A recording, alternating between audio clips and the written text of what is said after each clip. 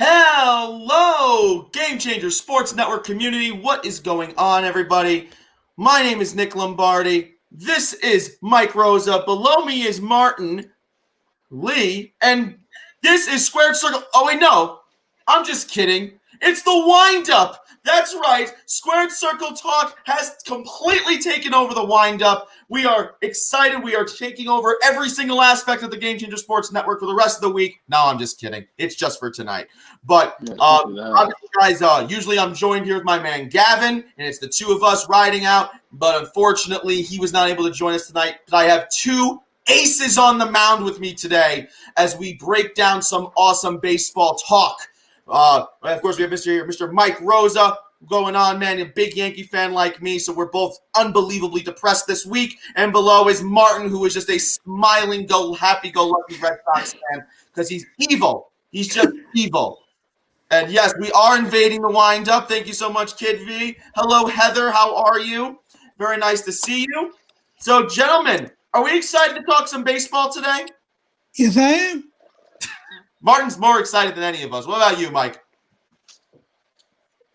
No, I think Mike's. I'm trying to catch up. It's messing up sometime, but I'm gonna try to stick around.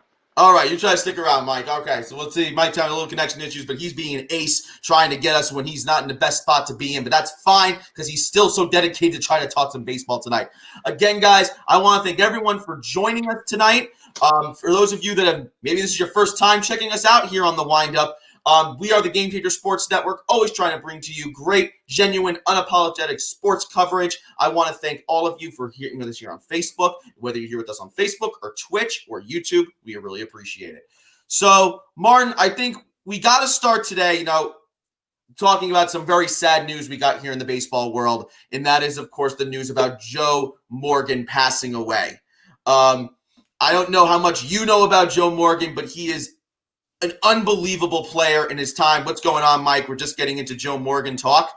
And guys, I'm just going to read off some stats from Joe Morgan. And not even really, just some career highlights. I mean, a 10-time All-Star, a 2-time World Series champion, a 2-time NL MVP, 5-time Gold Glove winner, Silver Slug winner, Cincinnati Red legend, and of course, it was inducted into the Hall of Fame in 1990. Man, it just feels like it's been a bad year all around, but it feels like it's been a worse year for baseball legends, man. Like, it just feels like, I mean, we've lost so many guys. Yeah, man, it does suck. I mean, I didn't even know Joe Morgan had passed. You had told me, but yeah, Joe Morgan, we lost Lou Brock. We lost, of course, Whitey Ford. And these aren't, I told you yesterday, I mean, it sucks when anyone passes, but these aren't just regular, no-name guys. These are some of the game's greats. Whitey Ford, the greatest Yankee pitcher, starting pitcher ever. Easily one of the best, greatest Yankee pitchers ever. I mean, Bob Gibson, Tom Seaver, a legend for the Mets. I mean, it's so sad when you see these types of legends who were pioneers in their times and real go-getters and stuff, where it ends up happening this way, where they've had. So we wanted to make sure we took some time to say, rest in peace, Joe Morgan. We appreciate all you did for the game, and we know that your memory will live on forever in the hearts of all baseball fans. If anybody in the comments who is watching us right now, let us know a Joe Morgan moment that you can stick out to, something that you know about. Let us know. Let's talk about it. So we want to make sure we got that covered there as we keep going here. So, of course, this is baseball talk. Last week, we were giving our predictions of how the ALDS and, of course, the NLDS were going to go. They happened. I hate that we have to talk about them because, as everyone knows here, I am a big Yankee fan, and it was, yes, hello, Brandon. Hey, guys, and Mr. New York Nick. Yes, I know. New York Nick is very sad because it was not a good series for the Yankees. So let's talk about, there was a lot of things to talk about here, and I think we should get to it first. Let's get to just a general idea. How did you guys enjoy the division series? Because it was different than it's ever been before. It was 5 uninterrupted games, or just however many games it took, straight through, no breaks. What did you guys think about that? Did you think it affected the game for everybody? Did you think that it was kind of just equaled everything out? Martin, I'm going to throw it to you first. How do you think that affected every team that had to play in a division series this year? Yeah, I think it really affected anyone because you got games back to back to back. So there's nobody was really out of the game really because like everybody was going back to back and right. and everybody was keep playing and I like the style. How about you? What do you think, Mike? I don't know, man. It kind of, I mean, you always hear this is why I don't like first round buys, be it in football or baseball. I feel like momentum is a big thing. And obviously, when you don't have any games off and you're just playing game after game, that momentum is going to stick with you. But then look at all the runs that we've seen this so far. We've seen a lot of runs. Just look at the Yankee Rays series alone. I mean, besides when you take that game 5 out of it, we've seen a lot of runs. So what is it going to do to your pitching? You know, we've seen Tyler Glasnow go on 2 days rest. We saw Garrett Cole go on 3 days rest. So it's cool. I don't like it. I don't like it. I don't like the whole playoff, I guess, expansion, 16 teams. Seems like everybody and their mom is there.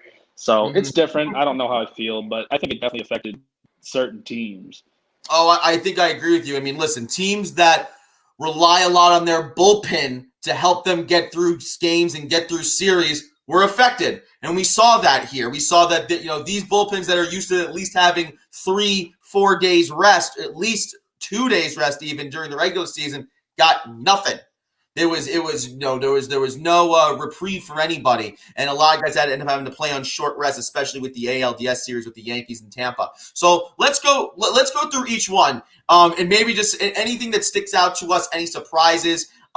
San Diego and LA. I have to tell you, I thought the Padres might have stolen this. I was really, really, I don't know, on the edge of myself a little bit because I thought, man, maybe they could steal this, but they just Dodgers, man, just kind of came in, rolled right along, and they made mincemeat out of the Padres. Martin, anything about that series, shout out to you at all? Yeah, I think the Padres are a good team, but there was no match for the Dodgers offense in pitching. I don't think there was any match with them because the Dodgers are too powerful because they got so many good players.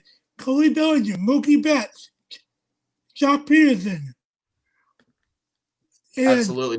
They got a lot. And there's not really, and I don't think there's a lot of teams that could really match up with them that well. And that's going to help them a lot when it comes to the World Series. I mean, for the NLCS. It's definitely going to help them as they go into the ALCS against the Braves. And, I picked the Dodgers to go to the World Series. They picked another team to go to the World Series, but that didn't happen. But I still saw them going to the World Series because I just thought they were above and beyond, way better than every team that they were going to possibly compete against. But I still think that's true with the ALCS. So we'll get to that as we go forward. But I think you're right, Martin. They're just a juggernaut. They have all the things going for them. And also, they have Clayton Kershaw, who's just doing awesome. Usually we're always talking about Clayton Kershaw is unable to play in the postseason. Look how he's doing right now. He's doing great. Mike, what about you? What do you think about this series with the Dodgers and the Padres? Yeah, it was a good series. I mean, I wasn't like you. I didn't think the Dodgers were losing this at all. They had, like Martin said, man, they got some talent. They really do. Bellinger, Betts, Muncy, Seager, like they got talent all throughout that lineup.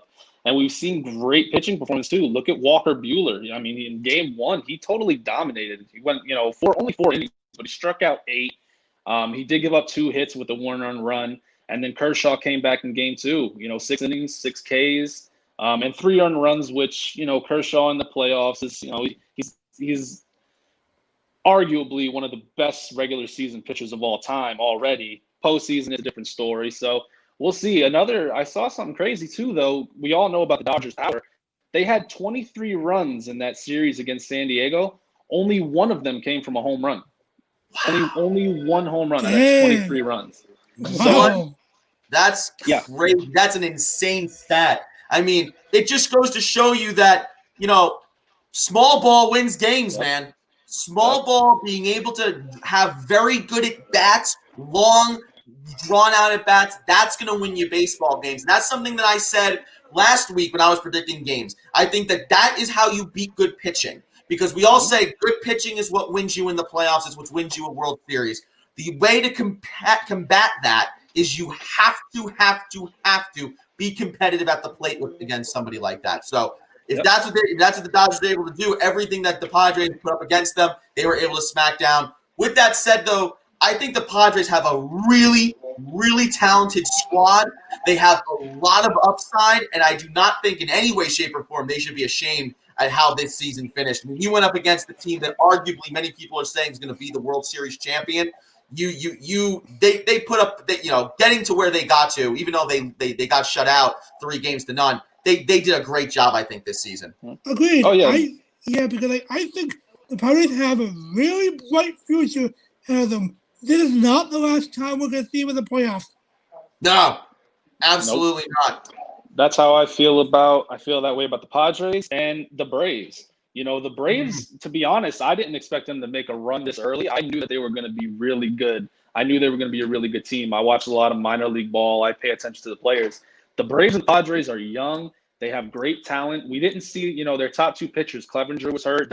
Nelson Lamet, we haven't seen him either. So if you're a Padres fan, don't worry. Your team's going to be there. You guys are going to have a really stacked team. Fernando Tatis, in my opinion, is going to end up being the greatest player in ball. So that's me. I think that what Tatis has done this season and what he could contribute to the league going forward, I say that every week, he is a star that the league desperately needs. Young, energetic, just all-around great baseball player, an all-around great guy. That's what baseball needs right now. So I really do think that he has a huge upside and a lot of potential to do great things. So since you just brought up the Braves, let's talk about that series. They went obviously up against the Miami.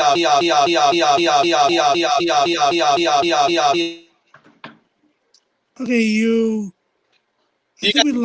guys hear me now? Yeah, but you were just that was weird. Nothing was coming out of my mouth. I was just that's what happens a lot of times. Really, nothing's really coming out of my mouth. It's just all bull. But not for nothing. I could not believe that Miami got to the division series. It just did not make any sense. They go up against a team like the Cubs, who you thought, man, this is a team that could possibly go to the World Series. One people that thought they was going to end up at the NLCS was going to be them against LA or whoever. And man, they were able to beat them in the wild card series, get to the division, but they got exposed, in my opinion. I'll let you guys maybe talk a little bit more to that. I think they went in there to a much superior team in the Braves, top down, and they crushed them. I mean, they really were able to smack them around a little bit. Mike, I'll let you go first. Well, what do you think about this series? Yeah, I mean, it was a great surprise. I will say that, after all the moves, after all the scrutiny that Derek Jeter has gotten ever since taking over the team, or, just taking over the day-to-day operations of the team as far as, team-wise, maybe not moving players around. But, yeah, it was a good surprise. But, I mean, this is the Braves, man. The Braves are stacked. They have such talent on there. And that's the other team that I said. It's going to be the Padres and Braves. Both of those fan bases should feel really happy about the future. Ronald Acuna, Marcell Ozuna, they got a pretty good rotation in Max Fried. But the Marlins, I wouldn't, if I'm a Marlins fan, I wouldn't be that, upset either, because they have a lot of young guys as well. Sixto Sanchez, Sandy Alcantara. I think over a dozen rookies made their MLB debut this year. So they got a young team, so they'll be fine. But it's no excuse or no doubt that the Braves are going to win this. Hello, man. Yeah, Miami was sitting right there. Nice. How are you? No, but I mean, this is if you look at the breakdown of the series against Miami, you saw the first game they had to power out, right? It was I think it was 9-5. They had to slug it out. They had to show what kind of bat offense they had there to get through it. And then the next two, they just shut them out. The game 2 was, I think, 2-0. Then the next game was 7-0. So they showed you that their offense is there. They could beat good pitching, and their pitching is lights out. And really, Miami was, you felt good, like you said. It was a nice surprise, but those guys really had no business being there. But they were there. They competed. Didn't go that great for them. But I think that it eventually was, they were going to get exposed. Eventually, we were going to find the holes in the lineup, and the Braves were able to exploit it. Martin, what do you take away from that series? Yeah, first off, it really surprised me that Miami made the playoffs. So when they went up against the Cubs, I for sure thought that Chicago was going to win that series and to go on to face the Braves. But nope, Miami won that. No. So, but now against the Braves, yeah, I think after game one, Atlanta took that entire series because they got everything going for them right now. They got incredible offense, incredible defense, pitching. They've got all right now, and they proved that they can. Some nights they proved that they can win offensively and pitching as well. High scoring games, low scoring games, they can win all them all. And to me, they are a team that's going to be that's going to be in the playoffs a lot more.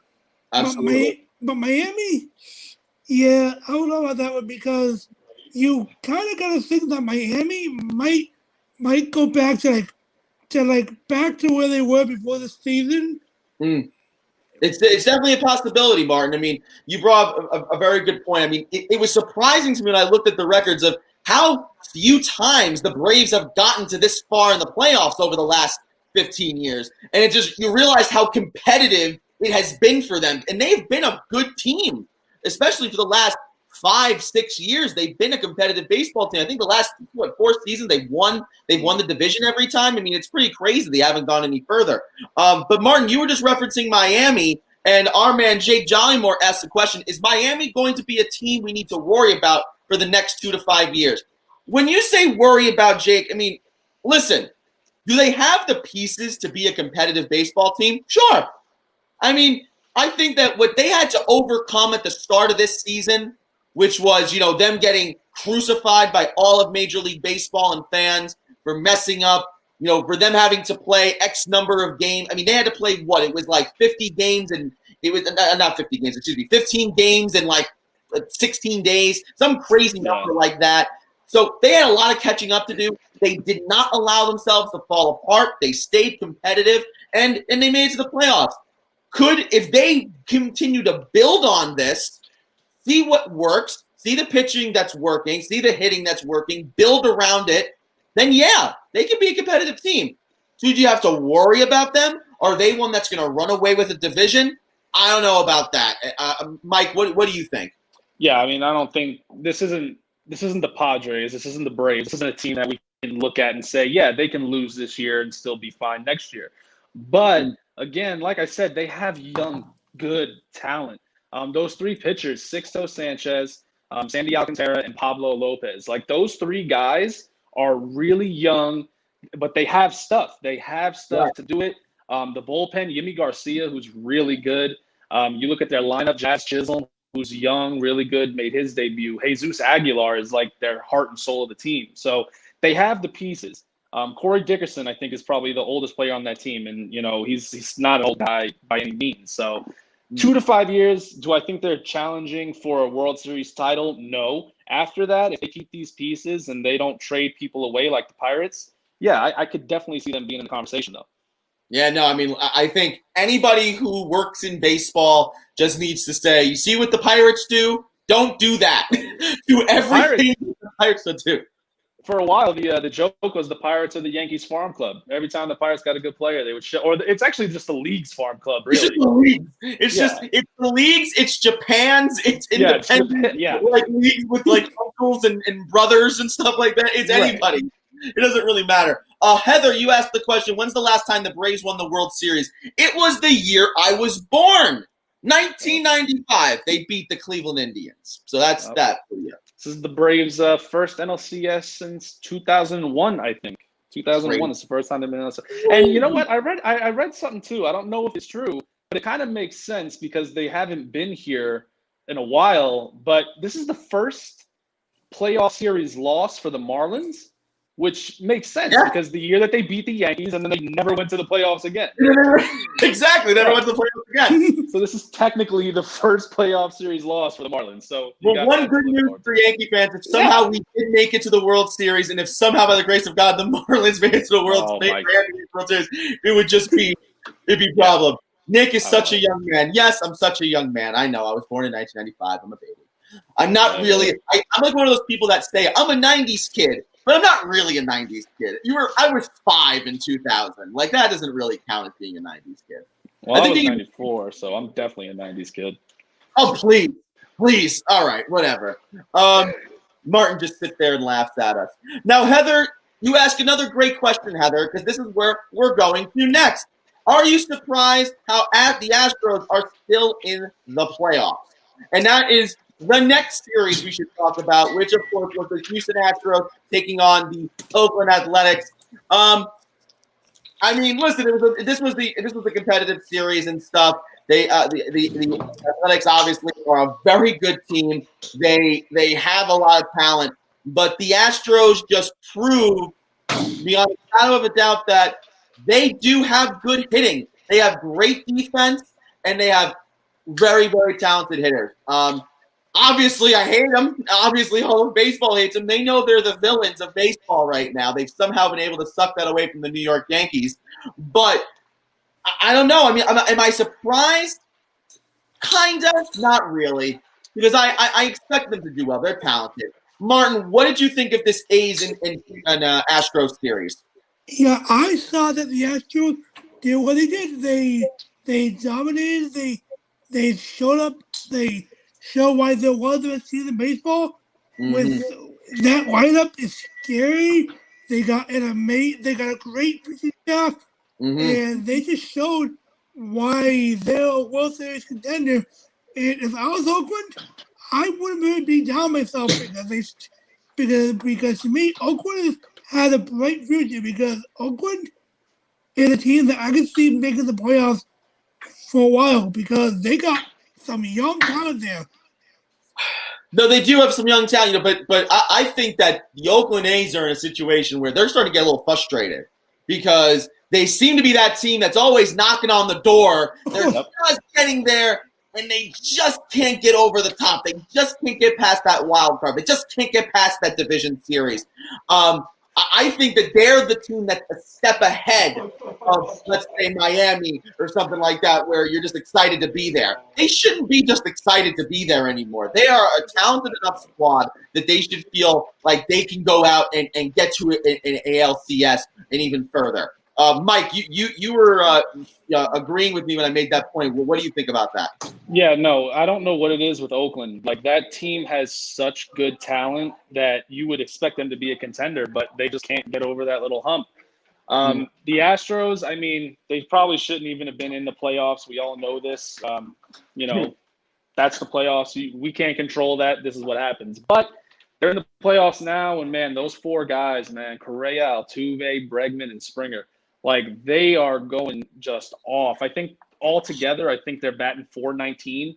I mean, if you look down, Correa had 11 RBIs, Altuve went 6 for 17, Bregman had 6 hits, and Springer 984 OPS. That's on base percentage plus slugging percentage. So they're there. They're a team. They scored like 33 runs in 35 innings. So they're a good team.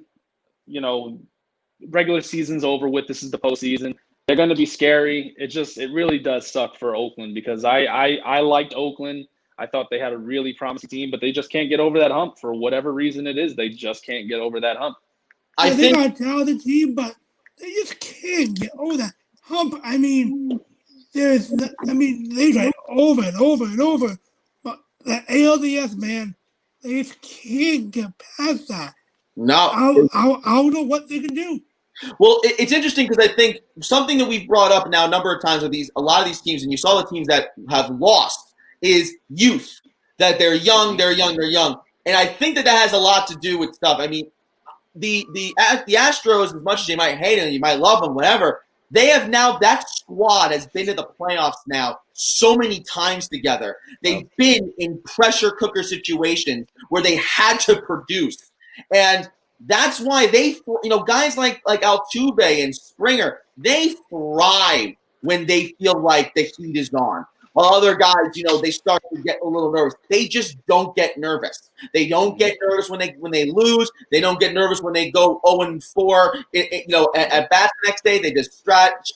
Get up, load up. Let's play again tomorrow. Yep. So I think that the experience in the playoffs has a lot to do with it. And you've seen it in that series. I mean, Oakland, before going into the postseason, Oakland was said to have one of the best bullpens in baseball. They have great starters, Sean Anaya, Mike Fiers. They have good starters, but their bullpen was said to be one of the best in baseball. They allowed 17 runs on 18 2/3 innings. Your bullpen allowed 17 runs in just over 18 innings. That's not a good look for a bullpen. Like, it's not at all. In a 5-game series. You can't do that. And listen, again, the thing is listen, 5-game series, but it was five straight days they were going to have to play if it went to a game 5. But that was everybody, guys. Everybody. And that's why when we eventually get to our Yankee rants, because I know we're going to do it, Mike, I'm not counting that as a thing of, if it was a normal series. Everyone was dealing with that challenge. Everyone had to overcome that. So you can't use that as an excuse. COVID changed so much for us. Obviously, it's a totally crazy season. But listen, everyone was going to have to deal with that variable, just as the Astros were going to have to deal with it too. But I agreed with you, and that's why I had said I thought the A's were actually going to beat the Astros, because I just thought their bullpen was going to be able to overcome whatever power offensively that the Astros have. I'm not surprised, Heather, going back to your question. I'm not surprised, but I'm a little surprised, actually, to be honest with you. So now let's go to the one that I really don't want to talk about. The worst, most horrible thing ever. I hate this company that they make me be the baseball guy with the other baseball guy to talk baseball things. I should have thought of that ahead of time, where it's all fun and games while the regular season is happening, and then it's the playoffs, and then they can lose, and then it's horrible. And of course, the series I'm talking about is the Yankees taking on the Tampa Bay Rays. This was a series built around, I think, both teams trying to play chess against each other, because both of them have deficiencies that the other one kind of fixes. That the Yankees have the firepower, right? While the Rays have the pitching, while the Yankees have the starting pitch, have good stars, they have a more complete bullpen in the Rays, I think, in certain sections of their team. At the end of the day, what made that series go the way that it did? How were the Rays able to shut down the Yankees, especially in Game 2? Especially in the last game, as much as they did? How did that go about? What were the secrets that led to that? I'm gonna let Mike kind of go at it first. Man, there's a multitude of things, but I'll be honest with you. The number one, I've been a Yankee fan my whole life, and it seems around 2001, 2002, the one thing that the Yankees never had was pitching. It's always been pitching. It's always probably going to be pitching until they can get a. Can you stop messing with my bag? I have people over here putting stuff in my bag. No, I'm not going to shush. They know I'm doing this. This is so serious that you won't call them out live on the air. It's ridiculous. It's ridiculous. It's ridiculous. Anyways, it's pitching. I mean, besides Garrett Cole, right? Sevy's hurt. Severino's hurt. James Paxton is hurt. So now you have a rotation that's essentially Garrett Cole, Masahiro Tanaka, Jordan Montgomery, and Debbie Garcia. So 3 or 4 guys, and J.A. Happ, which I don't even get me started on J.A. Happ, because if I do, I'm going to start throwing stuff around. So we'll get to that in a little bit, man. Oh, my God. Don't even. So the starters that Tampa has, I mean, they have Blake Snell, they have Tyler Glasnow, and they have Charlie Morton. Those are 3 guys that if you put them on any other team, they'll be aces on any other team. So when you have that, when 1, 2, 3, who are you going to throw game 4? And we've seen it where they could go back, they can do a bullpen game or something like that, whatever they want to do. We had to rely on Garrett Cole. The bullpen just didn't help. Granted, I think that the Rays bullpen is a little overrated. That's my own personal opinion. I think Diego Castillo I think he's by far the best pitcher in that bullpen. And Nick Anderson is good too. I don't think Peter Fairbanks and them, I'm not worried about them. But it's the pitching, man. I mean, and the bats. There's so much. I'm going all over the place just because me and you were talking about it that whole series. Bats don't show up in Game 5. You know, like, come on. It's interesting because, I mean, this is the lineup with the Rays filled with mostly nobodies. Yeah. And that's the thing, but they're still very dangerous. I mean, right now they're in the ALCS right now with Houston, with the Astros, right? Jose Altuve is getting paid $12.7 million this year. Do you know what the combined lineup of the Rays is making this year? I would not guess more than 15. 12.5. Yep. They're making $200,000 less than Jose Altuve by himself. That sounds right. It's crazy because what the Rays have been able to do is do that type of money ball work where they got guys that are effective, got them on the cheap, and this team, this quote-unquote cheap team, was able to beat up the Yankees. And the thing with the Yankees, I think something that I was saying before is what happened here is simply put, people didn't show up. There were certain people that just did not come to play there. I mean, it's rough when, obviously there were, Luke Voit got a home run, and obviously DJ LeMahieu got some hits. But when the batting title champion and the home run leader are relatively silent, I'm talking relatively silent, unable to get base hits in small ball, that's going to cost you the game. Mike, you got something on your tongue.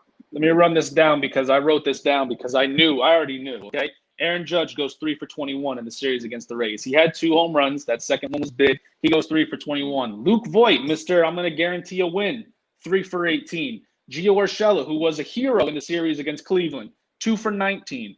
Gleyber Torres, 5 for 16. Kyle Higashioka, 4 for 13. Gary Sanchez had 1 hit in this entire playoffs. I'm going to say again, Gary Sanchez had 1 hit in this entire playoffs.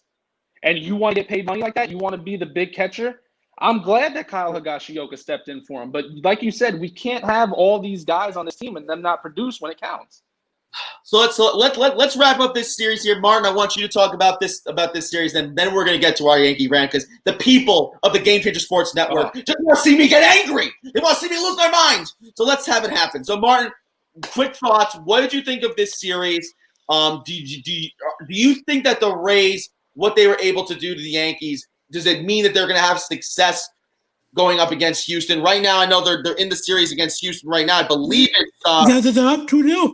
It's tied. It's tied right now. One right because they won. No, they're up. They're up 2. They're up 2-0, I think. Yeah, they're up 2-0 right now. So are they going to be able to handle the Astros? And then could they possibly beat a team like the Dodgers, who we assume is going to be the NL pennant winner? Yeah. First off, so the reason why the Rays Yankees is because the Yankees just did not show up during the entire series. That both the Rays just won, and you want to have quality team over a team that has a lot of money, and quality over money shows today. Shows during the series. Now on to the Rays and Astros. Yeah, I think just like the Yankees, I think the Rays can beat the Astros 100% because they got a lot going right now. They got the starting pitching, they got the bullpen, the bullpen's doing great. The offense is showing nobody who can hit, and I think that they can beat the Astros. Now, when it comes to the Dodgers, it'll be interesting to see if they can beat the Dodgers.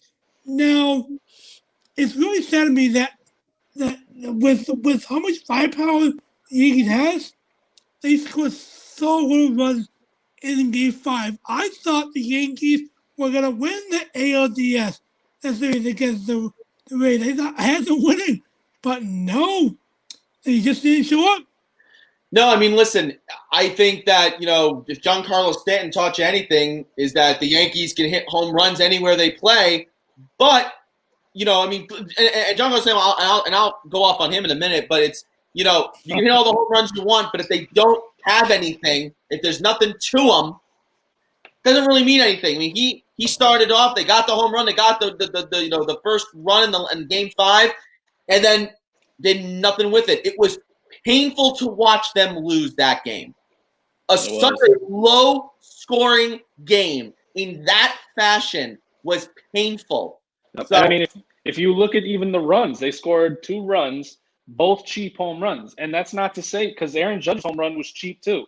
It was hit to the shortest part of that stadium, and it tucked right in at the last second. So 3 runs in that entire game, and they were all on cheap home runs. Now, I'm not taking anything away from it. God forbid I'm not. But you're the Yankees. You're the Bronx Bombers. You've got all this talent on the team, and you're going to let a team that shouldn't be there to some because of the money situation, but real baseball fans know that they're a problem.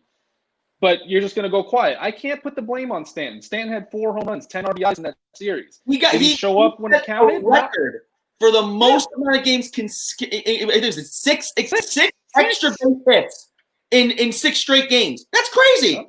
That's fantastic. I have a whole list of players here that I could put the blame on, and I'll tell you what, Stanton is at the bottom of that list. So let's get there. So, guys, again, this was wrapping up the ALDS and NLDS. If you have any more thoughts on those games, let us know. Let's talk about it real quick, guys. We're at the halfway point of the show, and I want to thank both Martin and Mike for being here. I want to thank all of you for joining us. Guys, thank you for watching us on Game Changer Sports Network, on our affiliate shows, Circus Monkey Sports, the Whiskey Hour podcast, following us on YouTube at official GCSN, and of course us on Twitch. Guys, if you don't follow us on Twitch, if you're not watching us on Twitch, stop what you're doing right now. Get over to Twitch. Go follow us on Twitch at official_GCSN. Again, that's official_. I always like to make a little line thing just to remind you, _GCSN. So go check that out, guys.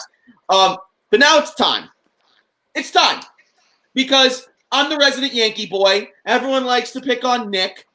So you're going to get what you deserve, okay? As Joaquin Phoenix's Joker says, what do you get when you cross a mentally unstable Yankee fan after losing the ALDS by scoring 1 run in an elimination game?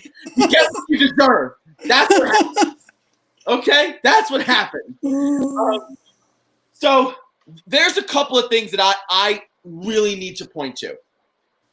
Number one, CBS Sports the other day put out a graphic suggesting, because they were showing the salary that Garrett Cole was getting. Yeah. Mm-hmm. And then they showed the salary that the starting pitching and the bullpen for Tampa was getting, insinuating that Garrett Cole is overpaid and they were able to beat Garrett Cole. On this show, it's been on record that Gavin has said, I think he's overpaid. I think he wasn't really worth the money. But towards the end of the season, he felt he was earning it a little bit.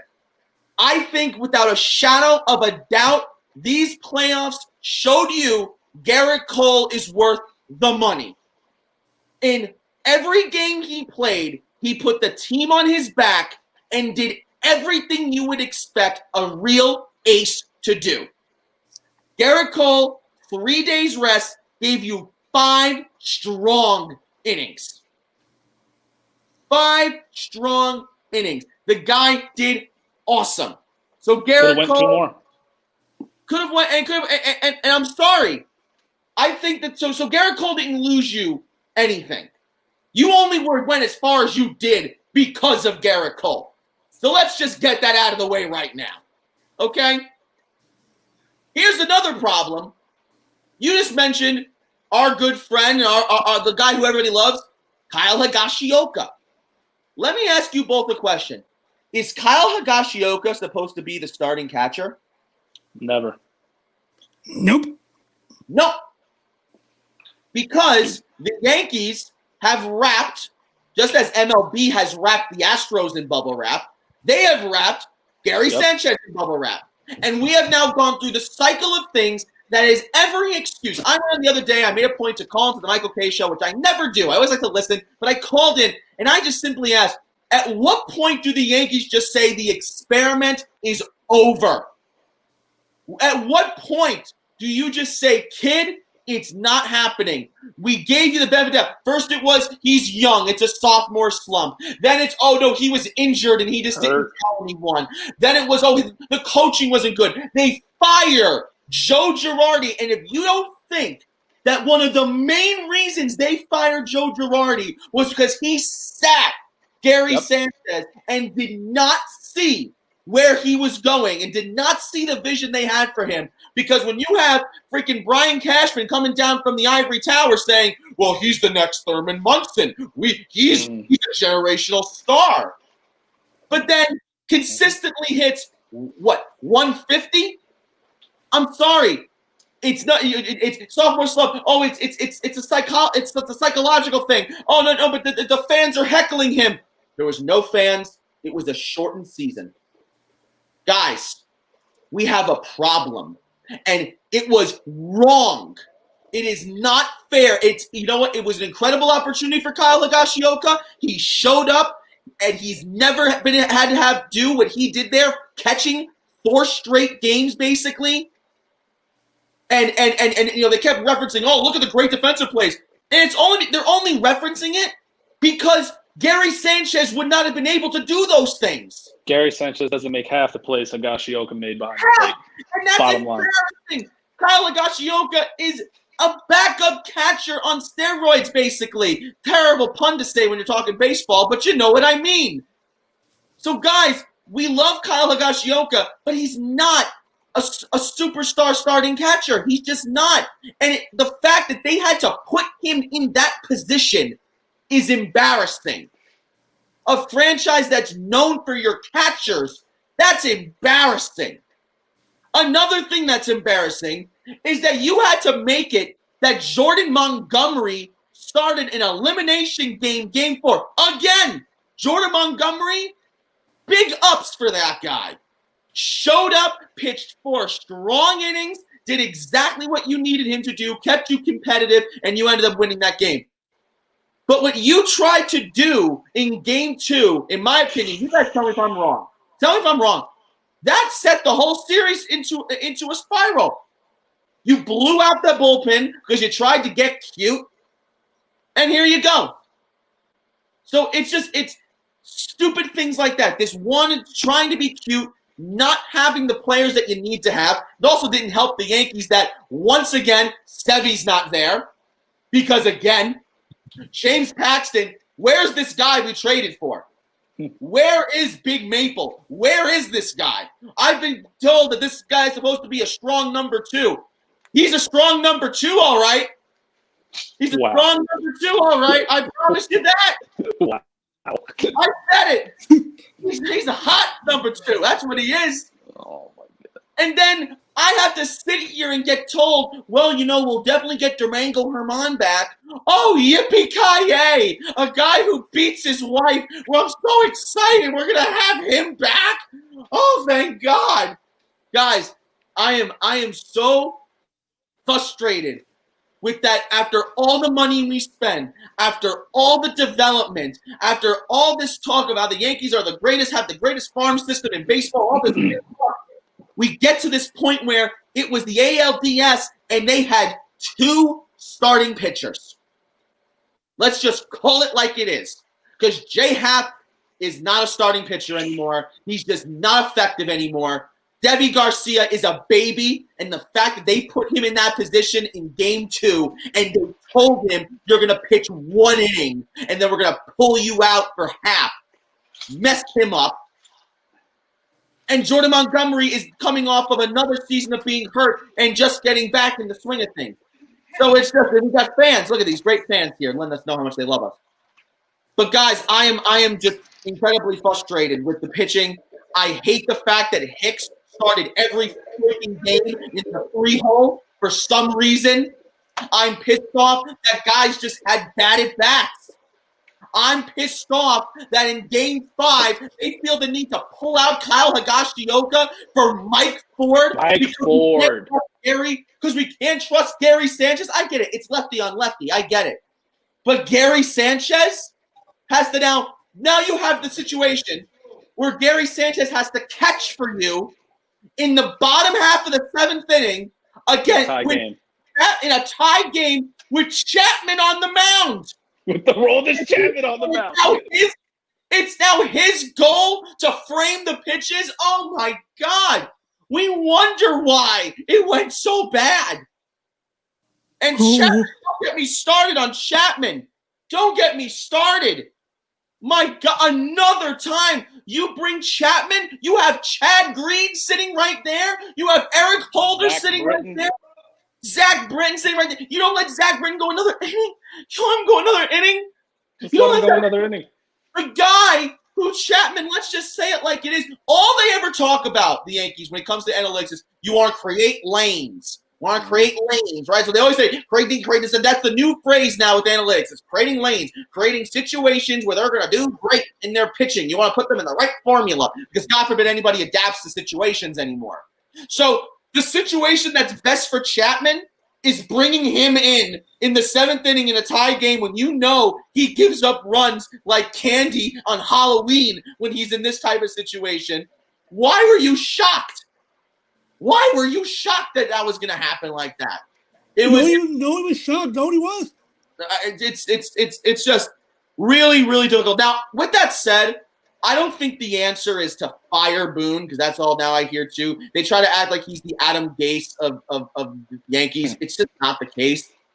But what I do think the Yankees need to go out and get some more pitching, get a real pitcher. I think they got to just go bite their teeth, grin, just deal with it, and pay JT Realmuto and get a catcher in New York. Get yourself a catcher because the Gary Sanchez experience is over. Kyle Higashioka is not going to be the star that you want him to be. You need a real catcher. You need a real threat. I'm also tired of Aaron Judge getting hurt every single season. I'm tired of guys who are heroes in the wild card just going nowhere. Gio Urshela, again, is lifeless in the playoffs. He was last year, too. So it's a lot of a mess. I don't think the answer is to fire Boone. What I do think also attached to everything I just said is they got to go get a better analytics team. Because I think the Rays just outmatched them when it came to the analytics. They just outmatched them every step of the way. They didn't look smart. I just talked about a whole bunch of things. I went off on so many different directions.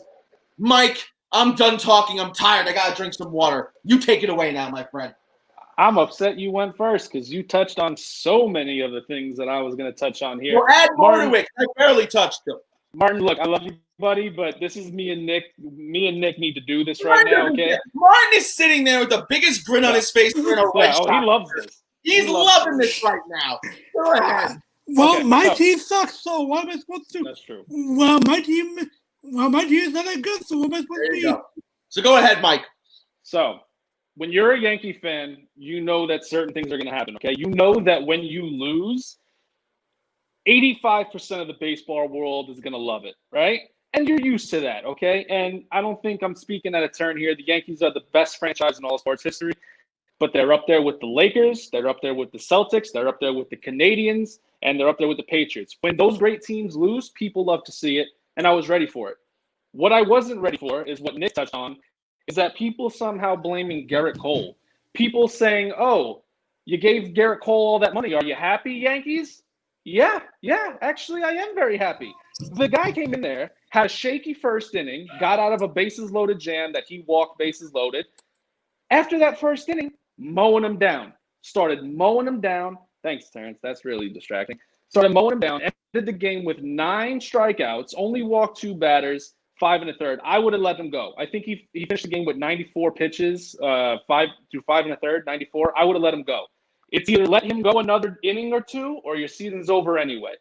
So, no, it wasn't Garrett Cole's fault. This guy did exactly what he's going to do. The other kind of part, like you touched on, is that the bats just weren't awake. Luke Voit, I didn't even know Luke Voit guaranteed a win. Are you stupid? What's wrong with you? Why are you guaranteeing a win? And then you don't do anything. You were 3 for 18 in the whole play, not the whole playoffs, but in that series. You hit 1 home run in Game 4. I mean, Gio Urshela, like you said, 2 for 19. No ribbies. Unless I have it wrong, it might have been 1 or 2. But no. Aaron Hicks batting third. The whole thing. My father came up to me and said, "Why is Aaron Hicks still batting third?" I have no idea. Gardner, I love him. He's a Yankee lifer. He's the heart and soul of that team. Is it time for him to go? He has a club option. I'd bring him back, but Brett Gardner's not going to do it starting in left field. Can't. Cliff Frazier, because he has great defense. He stole a home run. Yep, that's it. That's it. He did. And that's another thing too about the home run with Aaron Judge and all of that. If that padding isn't there, Aaron Judge robs that home run. All right. If that padding isn't there, Aaron Judge is robbing that home run. Okay. The other little part that I have to say is this. Okay, and this is a battle that I have battled for the past 4 or 5 years, maybe. Okay, this narrative that the Yankees still buy teams, that this narrative that the Yankees just throw money at problems. Okay, that's not the way anymore. Yeah, they threw money at Garrett Cole, the top free agent prospect in all of baseball that every single team in this league was going after, whether they had the money or not. They were trying to get Garrett Cole. That's number one. Number two was DJ LeMahieu, a man that was fantastic in Colorado, that became a free agent and nobody was looking at him. And the Yankees said, you know what? This guy's great. Let's bring him in for $12 million. Other than that, if you take those two players out and you take away international signings, because those really don't count to me. International signings don't really count because we've seen it with Kiyagawa. We've seen it with Hideki Arabu. You know, you're either going to be Kiyagawa or you're going to be Ichiro. Right. So exactly. that's something different. Every other player on the team was either drafted or traded for. At one point, the Yankees had the best farm club in all of baseball.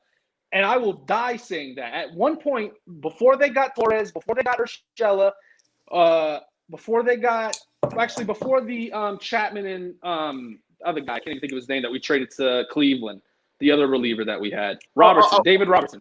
Yes. Before those trades, the Yankees had one of the best farm clubs in all of baseball. And what did they do? They traded them away. They got Luke Voit from the Cardinals. They got Gleyber Torres from the Cubs. They got Gio Urshela from the Cardinals. They got all these players because they knew. Look at Jorge Mateo. I thought Jorge Mateo was the next Derek Jeter. Can you tell me right now, where's Jorge Mateo playing? I couldn't tell you. He's playing in Oakland. They were just I didn't even hear his name. Okay? The Yankees, Brian Cashman gets a lot of hate. I don't care. I think he is phenomenal. You can't hate him for what the players aren't doing on the field. He put the people in place. He said, here, go win the title. They didn't do it. But this narrative that the Yankees are buying championships, no. George Steinbrenner, may he rest in peace, that was the way. Oh, that guy just won the MVP, go get him. Oh, you want Marcus Scherzer, CC Sabathia, and AJ Burnett? Yeah, go get him. The Kansas City Royals changed it. And now the Yankees are falling in line. Real quick, I mean, you're making an insanely amount of good points. I want to bring up a quick question here. 2 quick questions, and I think we can answer this one real quick. Ready? We'll answer at the same time. Should the Yankees re-sign DJ LeMahieu? Ready? 1, 2, 3. Hell yeah! Let me tell you, I'm gonna expunge on this, and you're gonna think I'm crazy, but I told my father to sit down. I think that DJ LeMahieu should be a higher priority than Aaron Judge. Let me tell you something. That's a hot take, but it's not a hot take. It's not. Because it's going to get to a point again. I'm asking for the full picture when it comes to Aaron Judge. Is this what I'm going to get with Aaron Judge? Yep. For every season, I'm going to lose him for 3 months? And I'm going to cut you off, but I love Aaron Judge. He's great. Oh, that's not a hatred of Aaron Judge. Yeah, of course. No, absolutely not. And if I could have my cake and eat it too, they would both be lifelong Yankees. Well, obviously not LeMahieu, but in my mind, LeMahieu is at the top of your board. You need to get him before you get anybody else. This man won a batting title in Colorado in the National League and then did it in the American League. He's a machine. That's not a nickname for any reason. He is a machine. He's crazy. No, I mean, that's what's up there. Brandon asks, do we know some free agents for next season? Well, I know who's going to be on the free agent market for the Yankees. And we got to tell it. DJ LeMahieu is going to obviously want to get paid. Masahiro Tanaka. James Paxton. Jay Happ. Urshela, I think. Is Urshela going to be a free agent? I think. I could be wrong, but I think. Unless he signed an extension. I think he – I'm going to look this up. But let's just look at the pitchers I just said. Who do you re-sign James Paxton? At this point, you have to. What are you going to do? You're going to rely on Trevor Bauer coming to New York? And I love Trevor Bauer. He's a great guy, but he's going to be a number 2. Paxton, he can't stay healthy, but what else are you going to do? You got to try to get him. You can't – you want pitchers. You can't let one walk. I mean, but And Realmuto's not leaving Philly, by the way. I hope you know that.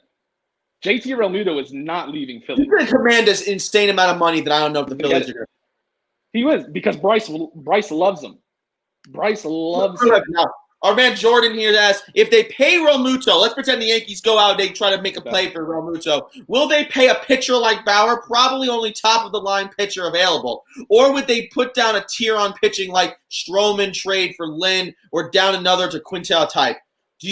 So would you prioritize a catcher upgrade or getting a Bauer? What do you think? How about Martin?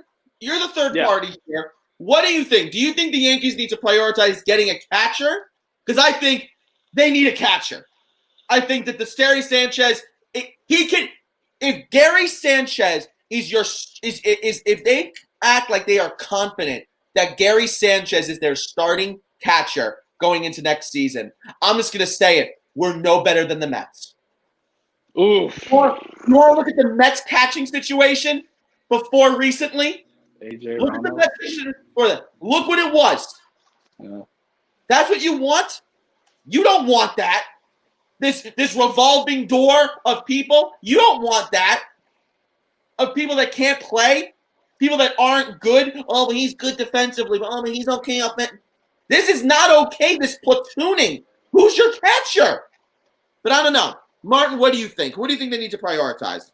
As much as the Yankees need pitching help, I think they need to solidify the catching a lot more because, like you said, Gary Sanchez is not a starting catcher for the Yankees anymore.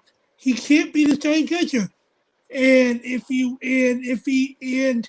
to me, Gary Sanchez, the experiment is over for him. He has chance over the years, and I think it's time for him to go. And if you guys can get a JC Realmuto or a Trevor Bauer, I get him 100%. How about this? I'm going to throw this one out here real quick. Do they try to make a run for Lindor and make a trade for Lindor? Ooh, that's an interesting one there. Where are you going to put him? What if you put a package together that includes somebody who I know you don't want me to say, but You better, if you say Gleyber Torres, I'm going to punch you in the next week. I'm just asking a question. No. I wouldn't. I mean, Lindor is a once-in-a-lifetime player. He's incredible. But, nah, man. I mean, that whole infield is deadlocked. There's nowhere to put him. You still have Andujar somewhere. He's still somewhere. Andujar's done. I'm sorry. He's still somewhere. Tyler Wade got on the postseason, and he didn't. He's done. But I agree with you. He is somewhere. He could be good for somebody. We got our man Anthony saying trade Miguel Andujar for prospects or a bullpen arm. Oh, real quick, Anthony has a whole list that he has here. Anthony, I want to pull up yours. Yankees offseason new list. Number 1, re-sign DJ LeMahieu. 2, sign Trevor Bauer. 3, one way or another, figure out Gary Sanchez. Either trade him or pick up a free agent catcher. Maybe Zuino. 4, let go of Tanaka, Paxton, and Happ. Well, here's the thing. I don't think you have the worst plan here. I don't think there's anything more left to figure out about Gary Sanchez. The catching market is so bad right now. Exactly. You probably can trade him for a good return. And I'm gonna let you go into that more in a second, Mike. But you cannot let Tanaka, Paxton, and Hampton walk away for nothing. No. That's crazy. How can you do that? Just because Tanaka threw one clunker in the postseason for the first time in his entire tenure with the Yankees, all of a sudden he's crap? You can't do that, man. But Mike, go ahead with what you were saying. That was my whole point, is that what great catchers are out there? I can name maybe 3. I can name JT Realmuto, I can name Martin Maldonado, and I'm even struggling on the 3rd. We can't be saying Yachty. You got to stop saying Yachty. You got to stop saying Buster Posey. Come on. There's nobody. And so there's nobody. That's why me, personally, I'm putting Trevor Bauer above a catcher. Try to get one of these catchers that, hey, you know what? They're not going to line it up for a bat, but they'll give you 225, 250, and they're great defensively. Get Trevor Bauer. You can't let Tanaka walk, okay? Let me tell you something. I love Masahiro Tanaka. In the postseason, a different animal. Masahiro Tanaka is a different animal in the postseason. That's just my belief. Paxton, he's unhealthy. That's the bottom line. You got to keep him. Happ, let him go for I almost cursed. Let him go for a Dorito bag. I don't care. Happ, I would gladly hot dog. give Hap $400 million to stay out of Yankee Stadium. Nowhere near Yankee Stadium. I don't care. Just I get do the not hell care. out of here. But Okay, no, hold on. there's no Hold on. catch. Anthony would like to respond. He'd like to respond. He says, let me rationalize. Only if we get Bauer. Yeah. I think we should re-sign Tanaka at least. I don't like Hap, and he's older, and Paxton is just too iffy for me. Again, it depends on if Bauer or someone for Andujar. So, okay, so obviously that has something to do with it. But and then he brings up the idea here, Cole, Bauer, Severino, Tanaka, Garcia. Listen, that sounds sexy on paper. I get it. But what's the name I have a problem with there, Mike? Say one more time. The right here on the bottom here, look at the names we have here. This 5-man rotation they have here. What's the name I have a problem with here? You probably have a problem with Garcia. No. Or Severino for not being healthy. That's my point. Is I have no trust in Severino at this point, which I feel horrible saying. I have no trust in him at all. But I don't know. And you said it earlier. I still have faith in Domingo Germán. To be honest, I don't know why. I still do. Hey, Clark Schmidt's going to be there. He's talented as hell. He's talented as hell. He served his time. It is what it is. You know, my little rant there maybe was a little more emotional than it was factual. Now, he makes an interesting point here. Cole, Bauer, Sevy, Garcia, and Schmidt. Now, Kyle Schmidt, right? Cole Schmidt. Right? Cole Schmidt? I thought it was Kyle Schmidt. Well, it's something. I'm pretty sure it's Cole Schmidt, though. His name's Schmidt. All right? So Schmidt. He's a Schmidt. He says also sign DJ LeMahieu for 4 years, $80 million. Give him whatever he wants. Give him a stake in the company. Give him a stake in the Yankees. Who cares? Just, I don't understand. It's stupid.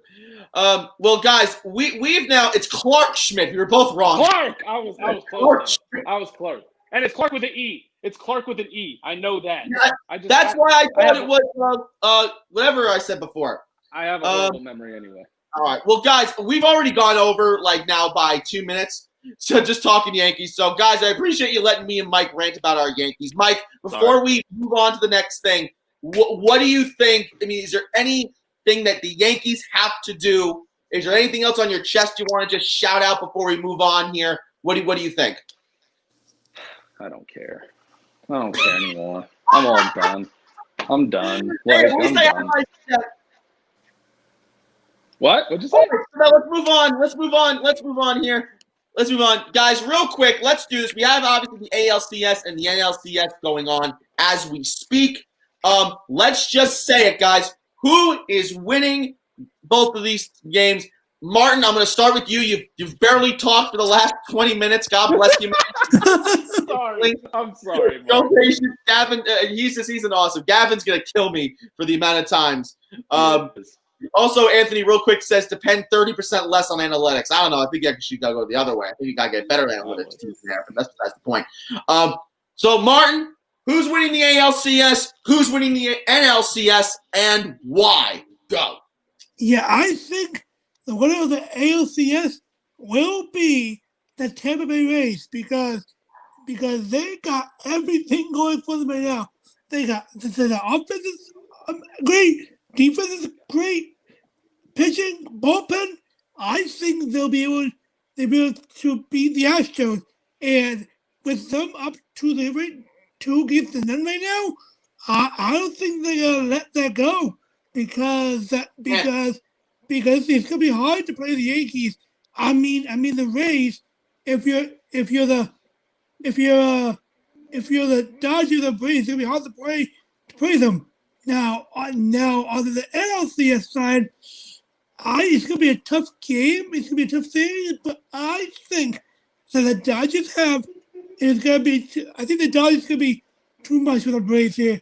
The Dodgers have so much firepower on offense and pitching, and I think it's just going to be too much for them.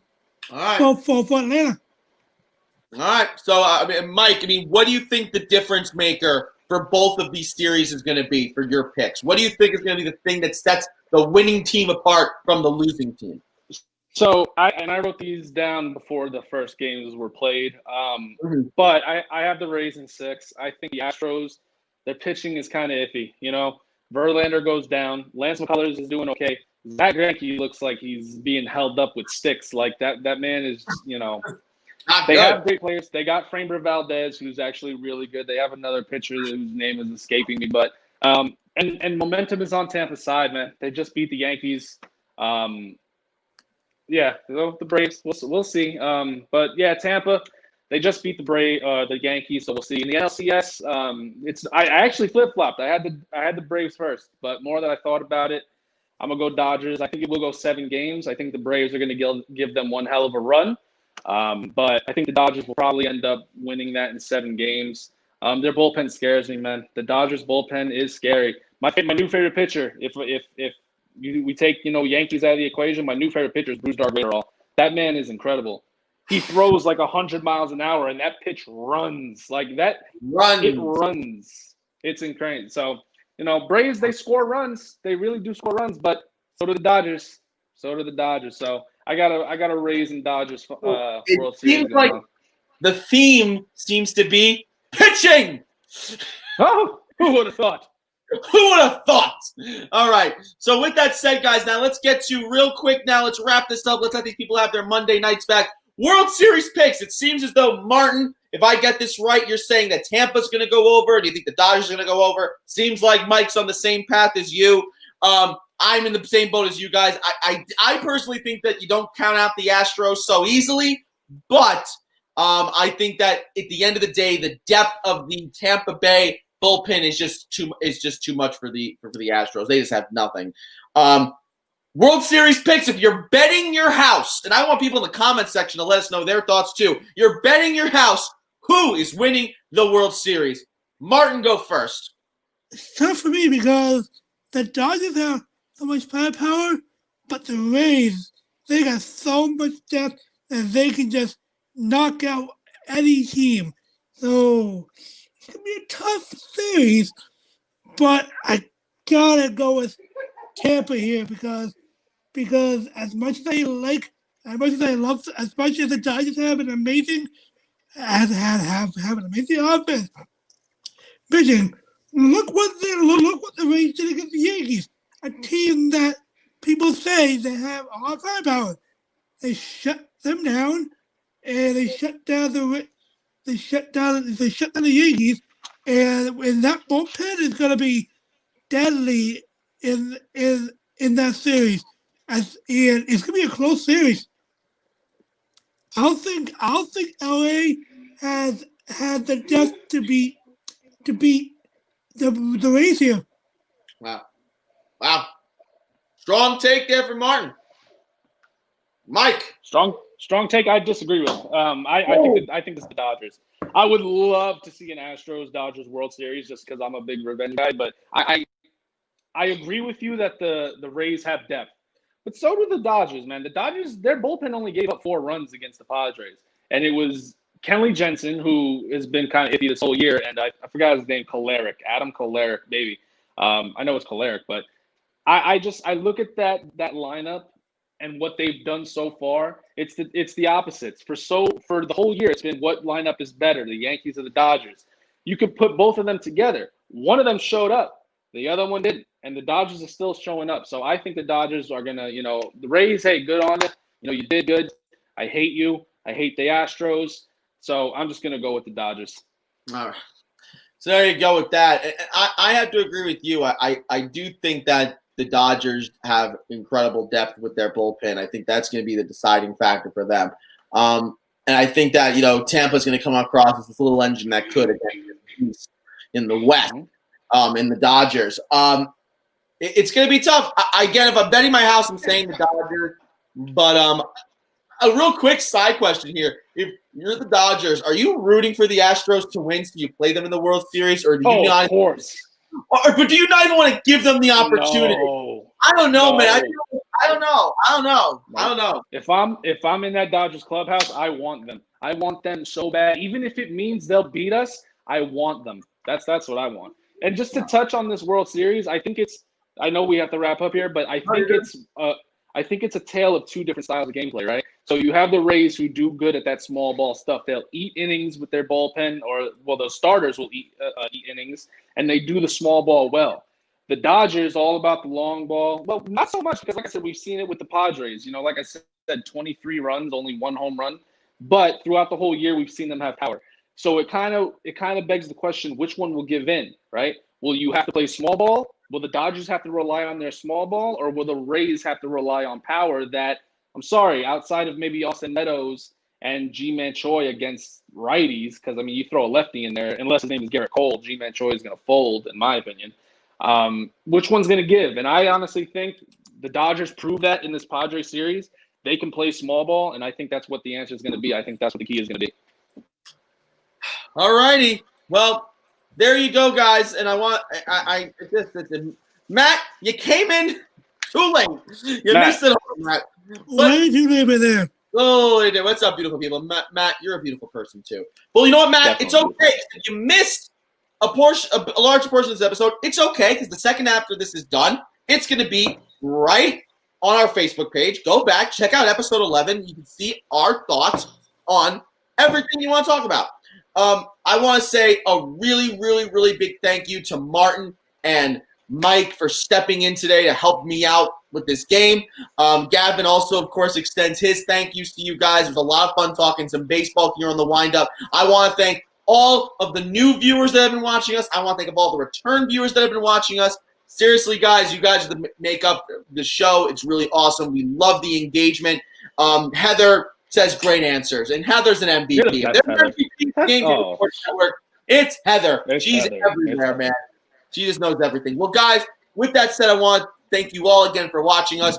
Be sure to watch us every Monday, and of course, make sure you watch all the great programming we have here on the Game Changer Sports Network. And just in case you're brand new to the product, let me bring it down for you. Today, obviously, is the Windup. Tomorrow, the 60-yard dash. A lot to talk about in football. Unfortunately, they're going to talk about our man Dak Prescott going down with a gruesome injury. Ooh, that was hard to watch. Horrible stuff right there. You'd never like to see something like that. Squared Circle Talk, of course, on Wednesday. We're going to be wrapping up the WWE draft that's actually happening right now as we speak. I'm already pissed off at some of the moves that's happened. We'll talk about it then. And then, of course, Thursday, we got our doubleheader Thursday, guys. Inside the Ice from 8 to 9. And, of course, Behind the Basket from 9 to 10. Of course, the big news out of the basketball world, the LA Lakers, baby, are back on top. LeBron, LA Bron, 4-ring Bron. GOAT? Question not mark? 6. We'll have to answer Thursday.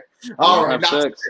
Doesn't have 6. All right. And then, of course, the weekend, you got your man Circus Monkey to talk some football and other great sports. So, anyways, guys, again, thank you all for viewing. Be sure to like us on Facebook, to subscribe to us on Twitch. Get over to Twitch, again, official_GCSN. Get official_GCSN. Follow us, our affiliates at Circus Monkey Sports, Whiskey Hour Podcast, and, of course, follow us on YouTube. I'm Nick. That's Martin. This is Mike. We'll see you guys next time. Have a great night, guys.